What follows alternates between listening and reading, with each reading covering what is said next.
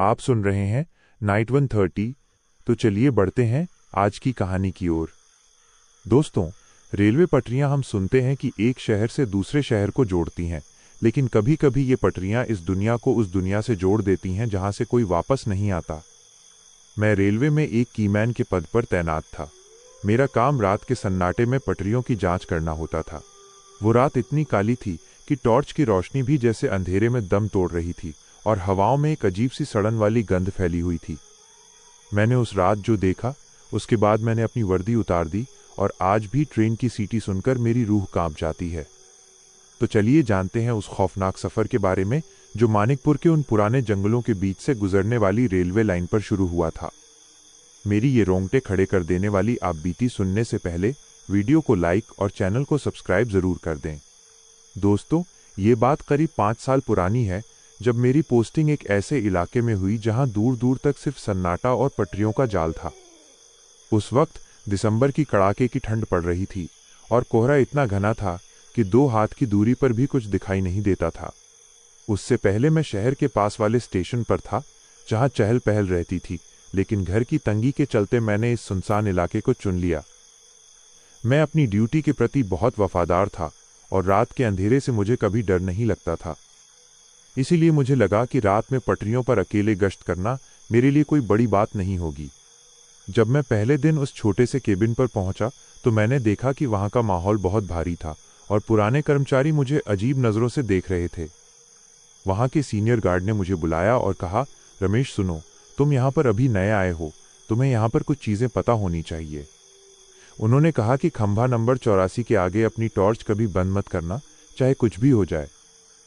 मैंने उनकी बात को हल्के में लिया और अपनी ड्यूटी की तैयारी करने के लिए केबिन से बाहर आ गया। रात के करीब 2 बज रहे थे। मैंने अपना बैग उठाया, हाथ में लोहे की रॉड ली और पटरियों पर चलना शुरू किया। दोस्तों, उस वक्त मैं बहुत जोश में था। मुझे लग रहा था कि ये काम तो बहुत आसान है, बस चलते जाना है और बोल्ट चेक करने हैं। लेकिन मेरे मन में रह रहकर उस गार्ड की बात घूम रही थी कि आखिर खंभा नंबर 84 में ऐसा क्या है। चलते चलते मैं जंगल के काफी अंदर आ गया था। पटरियों के आसपास बड़े बड़े सूखे पेड़ ऐसे लग रहे थे जैसे कोई कंकाल खड़ा हो। तभी मुझे दूर से एक ट्रेन के आने की आवाज सुनाई दी, लेकिन अजीब बात यही थी कि उस समय कोई भी ट्रेन शेड्यूल में नहीं थी। जैसे जैसे आवाज पास आई, मैंने देखा कि पटरी पर कंपन हो रहा है, लेकिन कोई रोशनी दिखाई नहीं दे रही थी। अचानक एक पुरानी जर्जर और काली ट्रेन मेरे बगल से गुजरी, जिसके डिब्बे लकड़ी के बने थे और उनमें से चीखने की आवाजें आ रही थीं। उस ट्रेन की रफ्तार इतनी तेज थी कि उसकी हवा से मैं पटरी से दूर जाकर गिरा और मेरा सिर एक पत्थर से टकरा गया। जब मैं होश में आया और उठकर देखा तो वहां कोई ट्रेन नहीं थी, सिर्फ गहरा सन्नाटा और कोहरा था।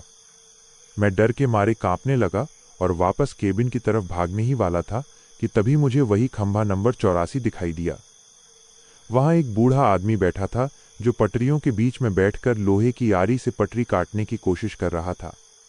जब मैं उसके पास गया और अपनी टॉर्च जलाई तो उसने धीरे से अपना सिर ऊपर उठाया। उसका चेहरा आधा जला हुआ था और उसकी आंखों की जगह सिर्फ 2 गहरे काले गड्ढे थे। उसने बहुत ही धीमी और भारी आवाज में कहा, साहब, क्या आप मेरी मदद करेंगे? मेरा बेटा इसी पटरी के नीचे दब गया है।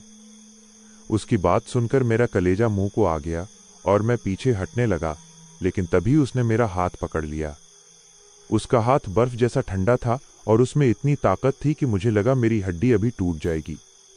उसने मुझे घसीटते हुए पटरी के नीचे बने एक गहरे नाले की तरफ ले जाना शुरू किया, जहां से मांस के सड़ने की बदबू आ रही थी। मैंने अपनी पूरी ताकत लगाकर अपना हाथ छुड़ाया और वहां से बेतहाशा भागा, लेकिन मुझे पीछे से हंसने की आवाजें आने लगी।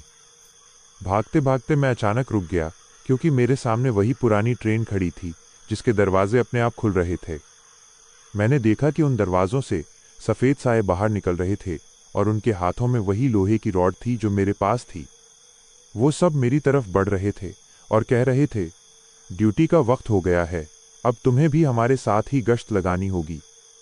डर के मारे मेरी चीख निकल गई और मैं पास के एक घने झाड़ी वाले गड्ढे में छिप गया और भगवान का नाम जपने लगा। पूरी रात मुझे पटरियों पर चलने की धप धप की आवाजें और किसी के रोने की आवाजें सुनाई देती रहीं। अचानक मुझे महसूस हुआ कि झाड़ियों के पीछे कोई और भी छिपा हुआ है, जिसकी सांसें बहुत तेज चल रही थीं। मैंने डरते डरते अपनी टॉर्च वहां घुमाई तो देखा कि वो वही गार्ड था जिसने मुझे चेतावनी दी थी, लेकिन उसका शरीर नीला पड़ चुका था और उसकी गर्दन पर लोहे की चेन से कसने के निशान थे। उसने फटी हुई आवाज में कहा, भागो रमेश, ये पटरियां अब खून मांग रही हैं, ये तुम्हें जाने नहीं देंगी। तभी मुझे पटरियों के पास छोटे छोटे बच्चों के रोने की आवाजें आईं, जो वहां बिखरे हुए लोहे के टुकड़ों को इकट्ठा कर रहे थे। उनकी आंखों से खून की जगह काला गाढ़ा तरल पदार्थ बह रहा था और उनके नाखून बहुत लंबे और नुकीले थे। जैसे ही उन्होंने मुझे देखा, वो सब रेंगते हुए मेरी तरफ बढ़ने लगे और उनके दांतों के बीच से किरकिर की डरावनी आवाज आ रही थी। मैंने हिम्मत जुटाई और फिर से भागना शुरू किया, लेकिन अब पटरियां खत्म होने का नाम ही नहीं ले रही थीं। मुझे लगा जैसे मैं किसी जादुई घेरे में फंस गया हूं जहां समय रुक गया है और सिर्फ अंधेरा ही अंधेरा है। तभी दूर से मुझे स्टेशन की वही पुरानी लाइट दिखाई दी, लेकिन वहां पहुंचने से पहले ही मुझे लगा कि कोई मेरे पैर खींच रहा है। वही जला हुआ बूढ़ा आदमी जमीन के अंदर से आधा बाहर निकला हुआ था और उसने मेरा टखना जोर से जकड़ लिया था। मैंने अपने हाथ में पकड़ी लोहे की रॉड से उसके हाथ पर वार किया, पर उसे कोई दर्द नहीं हुआ, बल्कि वो और जोर से हंसने लगा।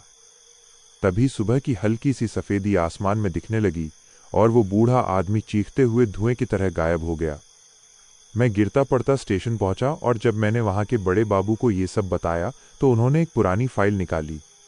उन्होंने बताया कि सन 1950 में खंभा नंबर 84 के पास एक भीषण ट्रेन हादसा हुआ था जिसमें सैकड़ों लोग मारे गए थे।